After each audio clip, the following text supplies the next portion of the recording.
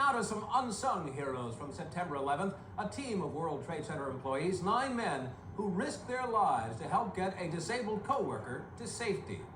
After lunch. A bunch of co-workers share a joke with their wheelchair-bound colleague, John Abruzzo, the same way they did to keep his spirits up as they evacuated him from the blazing Twin Towers September 11th. Only that day, they needed a lot of jokes, because these guys actually carried John 68 floors down a fire escape and got him out just minutes before their tower collapsed. I only know when I wake up tomorrow that it's because of what they did on September 11th.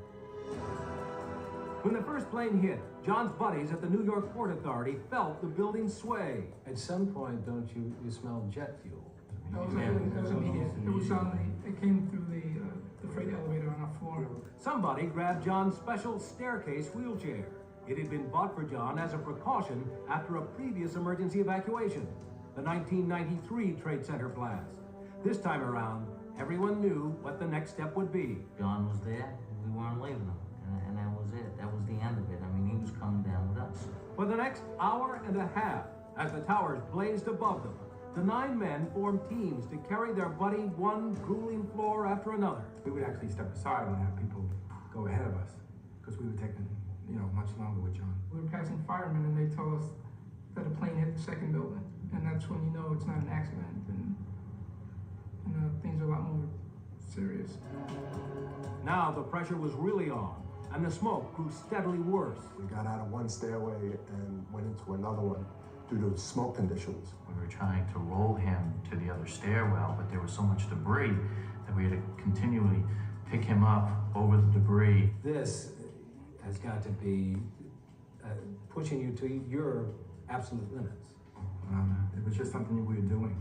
We had a nice system going. We had to get out, and we were not looking at how tired or how heavy or whatever. We just wanted to go down. Around the 20th floor, they heard the first tower fall, but didn't realize what the muffled roar was. We thought it was all secondary explosions going off in the basement. We didn't know what it was, but we knew it didn't sound good. They speeded up the pace and made it out about 10 minutes before the second tower fell. John escaped unscathed, thanks to 9 brave men. Peter Bitwinski, who also helped carry John out back in '93. Rich Capriati, Mike Kirchie, Philip Caffrey, Mike Fabiano, Gerald Simpkins, Wilson Pacheco, Tony Pecora, and Mike Ambrosio. After the 1993 bombing, it took us literally 4 or 5 hours before we even exited the building. Had that taken place this time, we would not have made it. John's custom-equipped van was totaled when the towers collapsed. He is anxious to get a new one so he can get back to work.